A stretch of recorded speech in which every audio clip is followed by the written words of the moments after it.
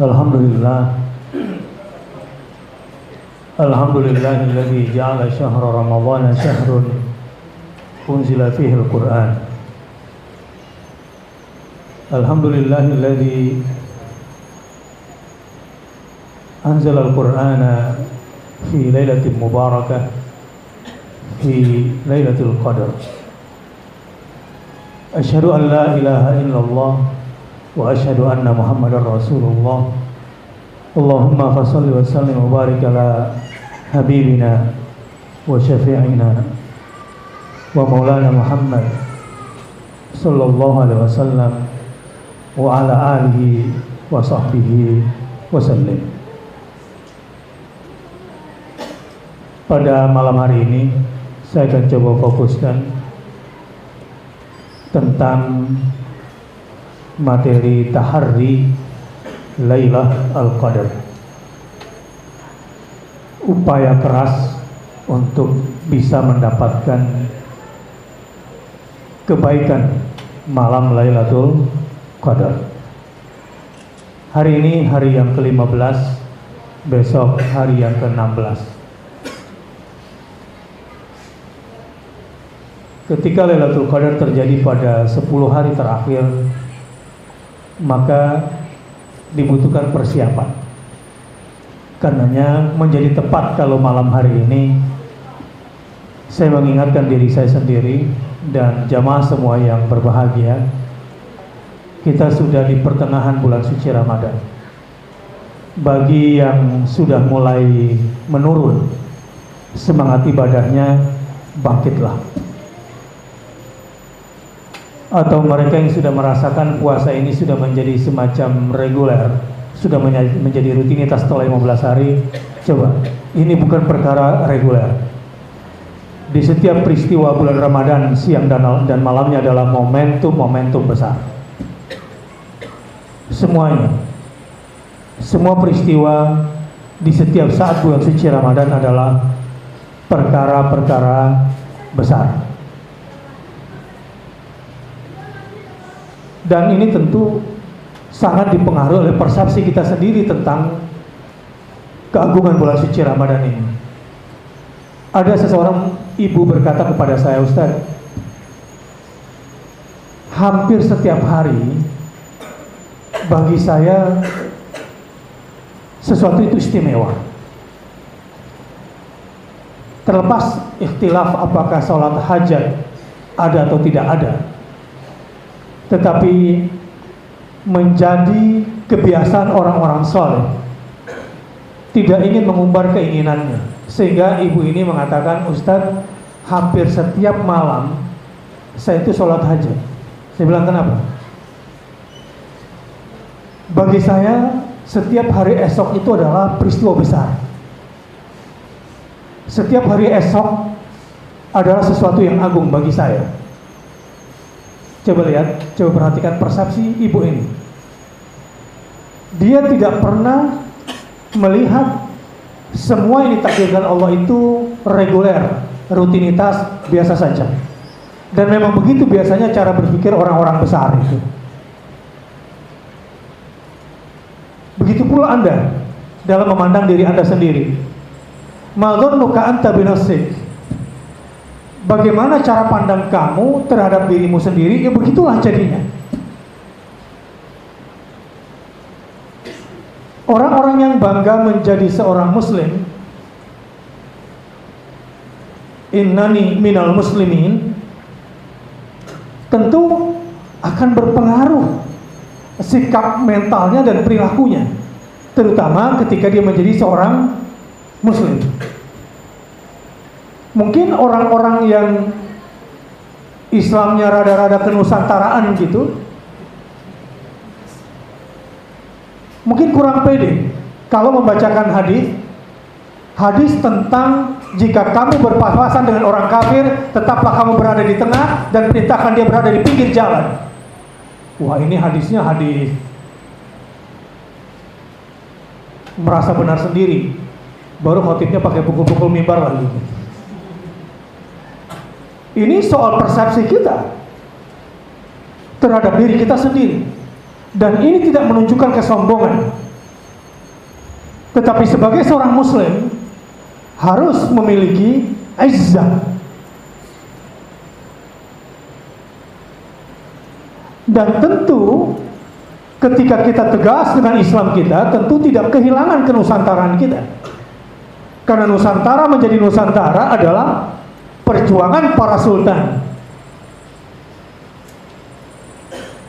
Adalah karena mereka bangga dengan Islam yang mereka bawa, sehingga Indonesia kemudian dihantarkan dan merdeka di bulan suci Ramadan.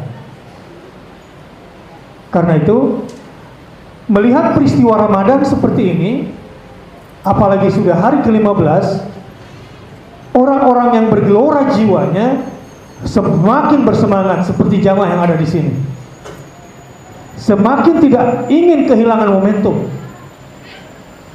Dia tidak ingin menjadikan siangnya sebagai malam atau malamnya sebagai siang, tapi dia ingin menjadikan semua hari, semua jam, semua detik adalah persiapan menghadapi momentum besar Lailatul Qadar. Saya ingin bacakan sebuah hadis, dan mungkin ceramah ini karena waktunya singkat terfokus kepada hadis ini saja dulu. Dan mungkin pembahasan saya agak-agak masuk kepada kelompok pemikiran skripturalis gitu.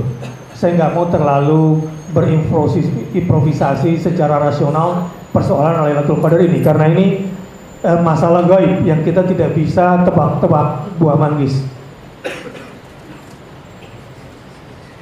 An Aisyah radhiyallahu anha anna Rasulullah sallallahu alaihi wasallam qala taharrau Lailatul Qadar fil witri minal ashril awakhir.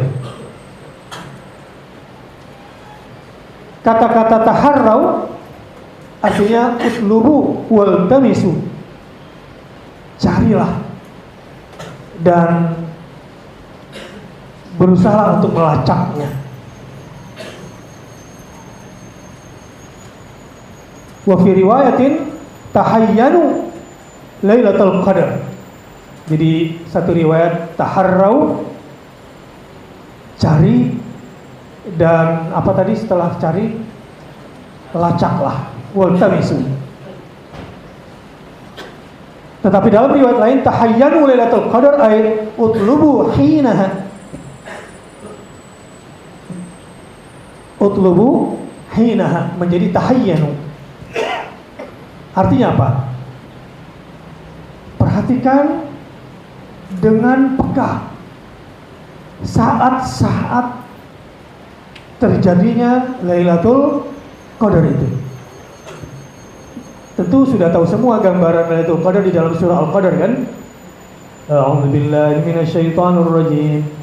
Bismillahirrahmanirrahim. Inna anzalnahu fi lailatul qadar. Sesungguhnya kami telah menurunkan Al-Quran ini pada malam Qadar, malam kemuliaan, atau Lailah Mubarakah, malam keberkahan. Allah sang penciptanya mengatakan ini malam kemuliaan. Allah sang penciptanya mengatakan ini malam penuh barakah. Bagaimana mungkin kita makhluk menganggap ini sesuatu yang biasa? Berarti memang orangnya orang standar tuh cara berpikirnya. Kalau orang-orang standar ya tentu tidak ada nothing tulus kalau kemudian malam-malamnya tidak menjalankan ibadah-ibadah yang paling istimewa. Wa ma adraka ma Lailatul Qadar. Nah, di sini kita diajak oleh Allah untuk lebih serius lagi memahami, walaupun dalam bentuk pertanyaan, tahukah kalian apakah malam Qadar itu? Saya nggak mau berimprovisasi karena ada orang pinter banget mengatakan Lailah itu nggak mesti Lail. Lailah tidak mesti Lail. Saya juga nggak tahu dia pakai bahasa Arab mana gitu ya. Ya karena bisa saja saya tadi siang SMS-an dengan yang di Amerika. Di Amerika pamitan, mohon maaf Ustadz, izinkan saya istirahat dulu karena sekarang sudah jam 00.30 di sini, saya ingin istirahat.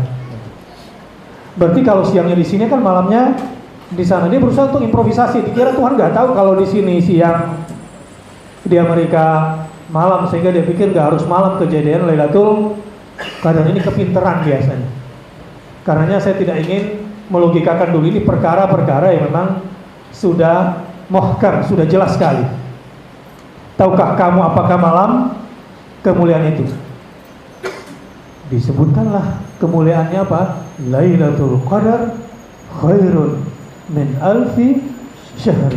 Kemuliaan pada malam hari itu, kemuliaannya, barokahnya malam hari itu seperti 1000 bulan.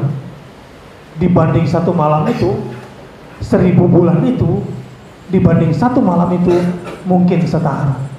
Tetapi kata-katanya di sini khairun min, berarti lebih baik daripada 1000 bulan. Kata 1000 bulan bisa saja katanya 1000, dan 1000 itu berarti banyak, berarti juga menggambarkan bahwa ini banyak dan tak terhingga. Karenanya orang-orang yang selalu berpikir tentang momentum dan tidak ingin kehilangan momentum besar dalam hidupnya, pasti akan serius dengan Lailatul Qadar ini. Tidak akan main-main.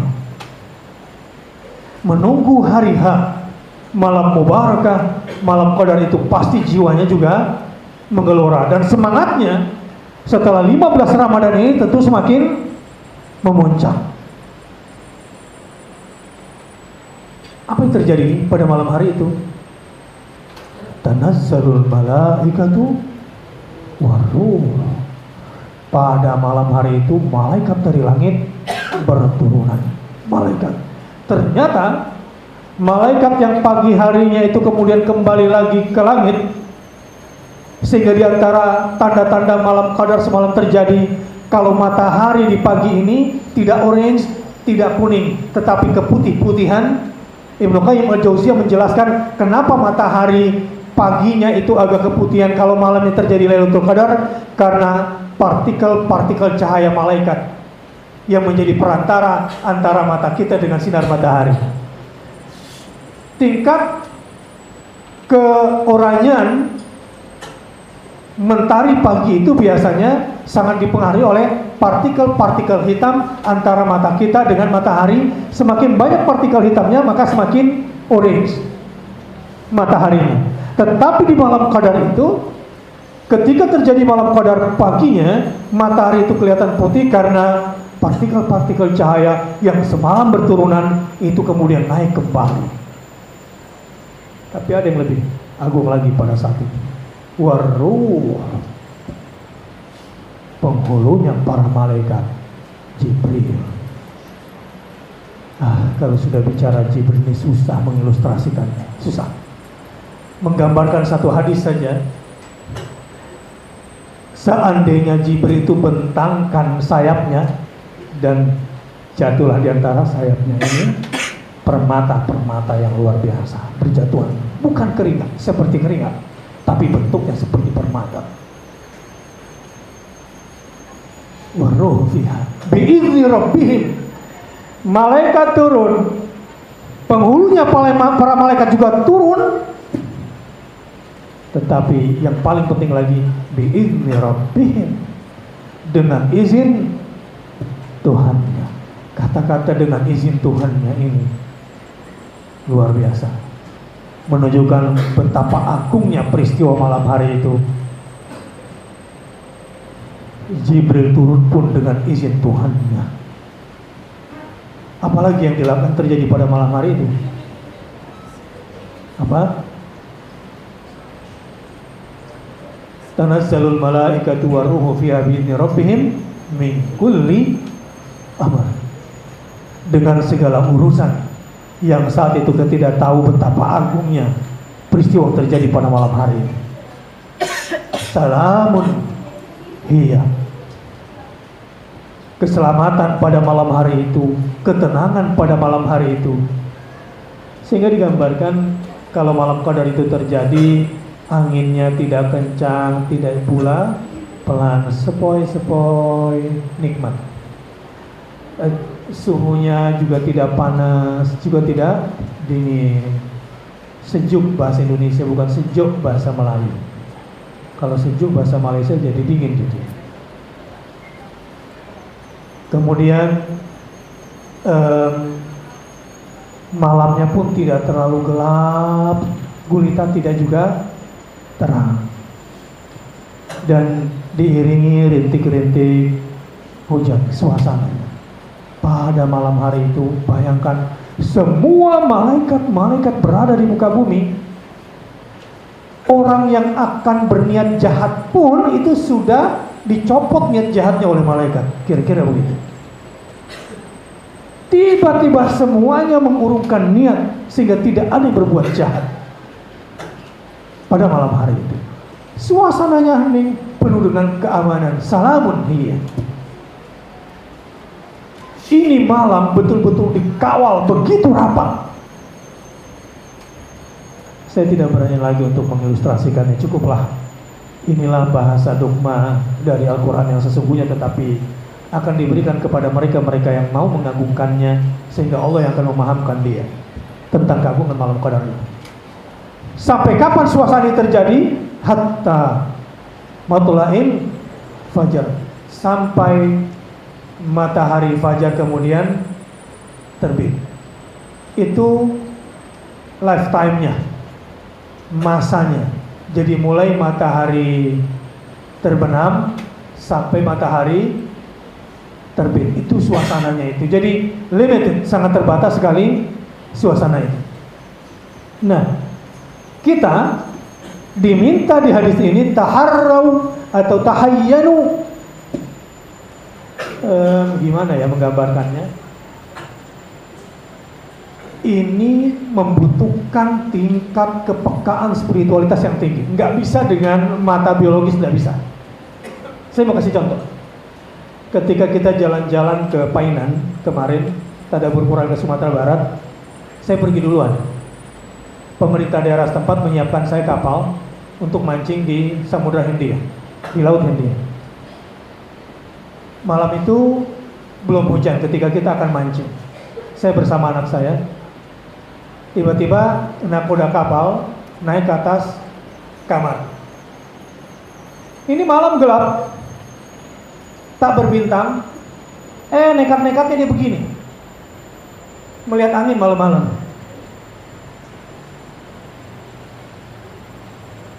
Saya memperhatikan dia kayak orang gila ini. Gak ada lampu, melihat apaan dia malam-malam di atas. Tapi dia bilang, sebentar lagi seperti ada gelombang datang. Awannya juga agak tebal.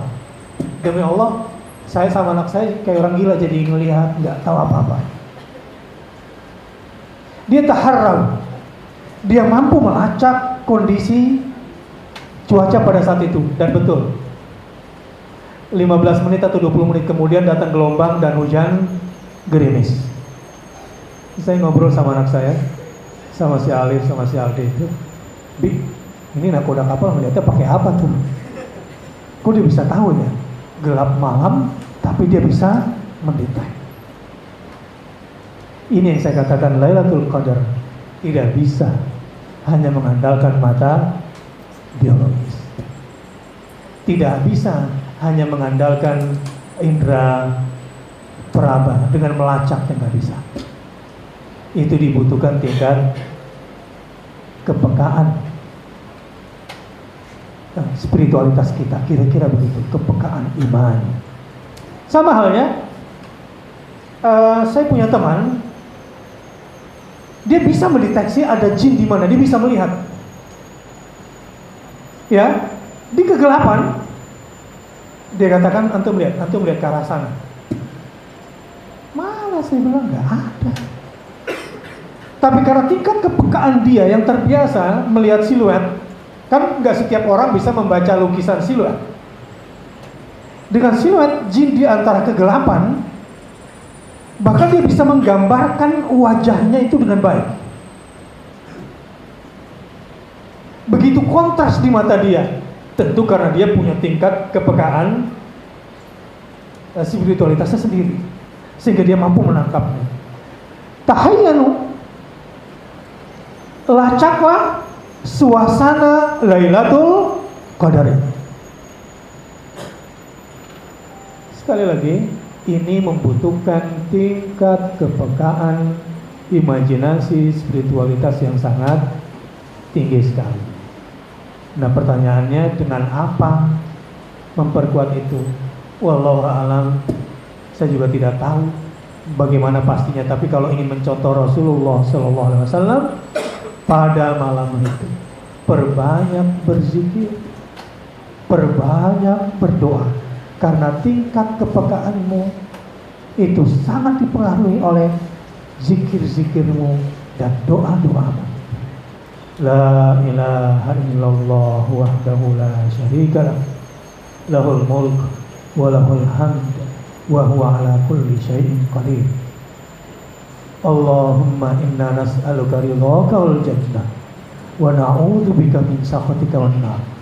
Dan kalau malam Qadar itu betul-betul dapat kamu rasakan, Rasulullah menganjurkan membaca doa. Kalau malam Lailatul Qadar kamu dapatkan dengan tingkat kepekaanmu, Allahumma innaka afuwun tuhibbul afwa fa'fu anni. Tapi kalau kamu belum juga bisa merasakannya, sudah baca aja deh itu yang banyak di malam-malam 10 terakhir bulan Ramadan.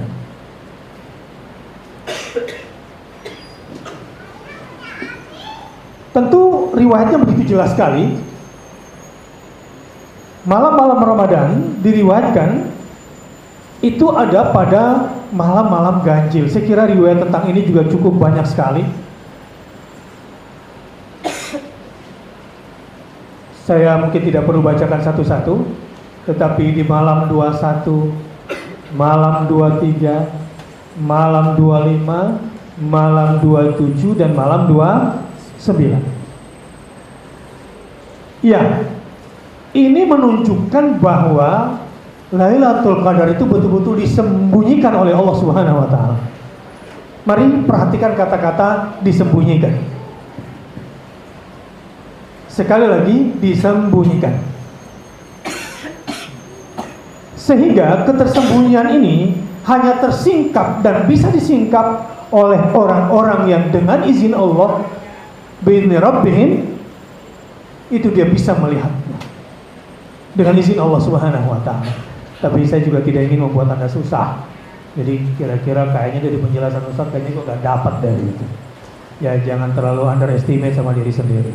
Ya, memang udah jelek, tapi gak usah dijelek-jelekin lagi sudah. Akan lebih bagus kalau kita berjiwa optimis, jangan pesimis. Untuk bisa mendapatkan Lailatul Qadar, sebaiknya kita berjiwa optimis, jangan berjiwa pesimis. Dan saya juga tidak berani menyatakan dengan berbagai macam alasan rasionalisasinya.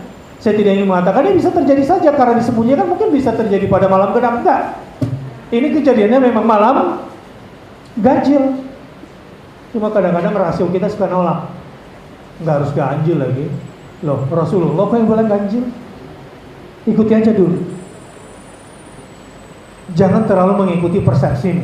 Sebab kalau kamu mencari Lailatul Qadar masih mengikuti rasiomu, enggak akan dapat.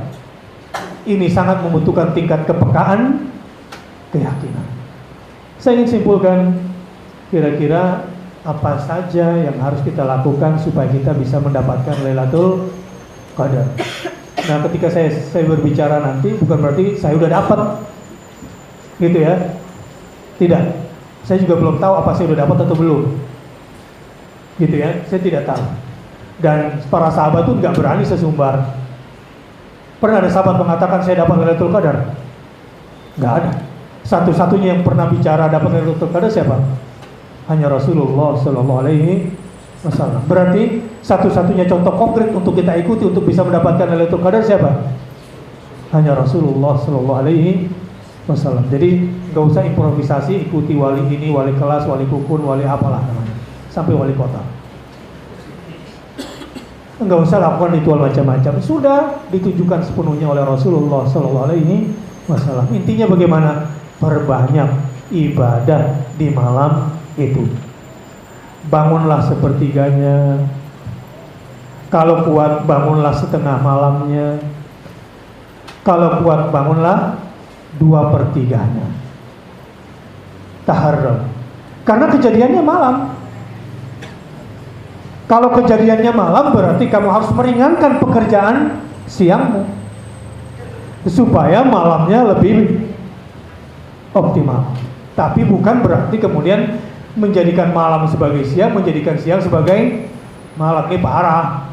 Ada sih jaga Lailatul Qadar malam, habis subuh tidur, bangun zuhur, sholat tidur sampai asar, bangun jelang maghrib baru mandi. Wow, ini. Ini nggak beres kalau kayak begini. Tapi dalam program-program iktikaf banyak yang kayak gitu kelakuannya. Ya, masuknya malam, pulangnya subuh, tidur. Setelah itu tidur kayak Mbah Surip, tidur lagi. Nggak begitu. Tentu waja'alna al-laila libasa waja'alna an-nahara ma'asya, tetap dua-duanya berjalan. Sebab kalau polanya seperti tadi, malamnya bangun, siangnya tidur, ini mah namanya juga ganti hari, makan malamnya juga 3 kali biasanya itu. Cuma pindah jam makan sama jam tidur aja sebetulnya orang kayak begini. Maghrib makan, jam tengah malam makan banyak lagi, nanti sahur makan banyak, siangnya tidur. Ini cuma ngerubah jam makan dan jam tidur. Ini mazhab Basuri. Tapi kalau taharrau Lailatul Qadar tidak. Siangnya memberikan manfaat sebanyak-banyaknya, tetapi kalau 10 hari terakhir memang sebaiknya masuk ke masjid. Karena Akal Islamic Center janganlah bikin kegiatan sibuk-sibuk lagi dalam acara 10 hari terakhir. Biarin yang kerja yang live saja di Trans 7. Terpaksa sudah. Setelah itu cepat masuk lagi. Ya. Dan ketika sedang iktikaf di sini coba agak-agak kurangi tugas-tugas pekerjaan ya, jangan banyak nanti. Perbanyak tilawah, baca Quran, perbanyak sholat-sholat sunnah, perbanyak zikrullah. Dan kalau bisa nggak usah bikin kelompok deh. Memang bagusnya iktikaf tuh kalau kita nggak ketemu sama yang kita kenal sebetulnya. Karena kan intinya kita memang agak berpisah sejenak untuk berpisah dari pergaulan. Karena pada hari-hari itu sudah mulai banyak yang sudah jatuh imannya, udah jadi setan lagi gitu di bulan Ramadan. Jadi energi imannya sudah mulai berkurang karena seringkali terlalu banyak bergaul pada bulan Ramadan dengan manusia itu menurunkan keimanan kita lagi. Nah, bagi yang masih punya kesempatan besar seperti itu, sayangnya itu pernah saya nikmati saat-saat masih kuliah saja setiap tahun. Jadi di Masjidil Haram bisa 10 hari itu kita nikmati. Nah, bagi Anda yang tidak terlalu sibuk, masuk. Dan kita coba perkuat di sini dengan berbagai macam kegiatan keilmuan, ya, agar kita semakin dekat lagi kepada Allah Subhanahu wa taala dan perbanyak berzikir. Kalau gitu sudah tahu sekarang, malam-malam 10 hari terakhir perbanyak baca zikir dan baca doa. Sebagai penutup, apa doanya kalau mendapatkan Lailatul Qadar? Allahumma innaka afuwun tuhibbul afwa fa'fu anni. Subhanakallahumma wa bihamdika asyhadu an la ilaha illa anta astaghfiruka wa atubu ilaik. Wassalamualaikum warahmatullahi wabarakatuh.